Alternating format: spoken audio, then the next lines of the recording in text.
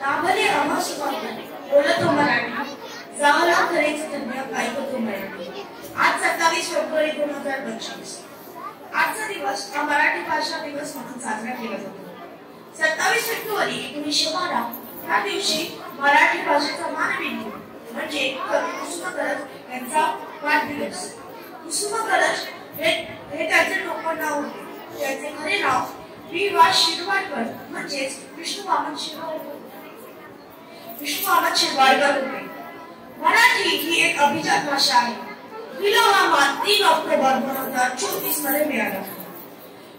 31 जानेवारी 2013 वि.वा. शिरवाडकरांचे स्मृती करून व मराठी भाषेला गौरव करून 27 फेब्रुवारी या डेटला म्हणजे वि.वा. शिरवाडकरांच्या जन्मदिवसाला मराठी दिवस साजरा करण्याचा शासनाने निर्णय घेतला।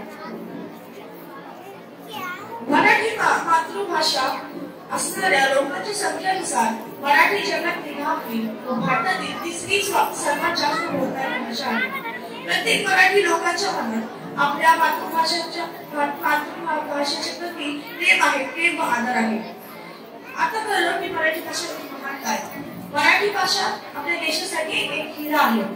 मराठी दिवस साजरा करतात कारण तो मराठी भाषा साजरा करतात कारण तो भारतासाठी हिरा आहे। तो हिरा गमवावा नाही। कोणी लक्षात ठेवायला जसं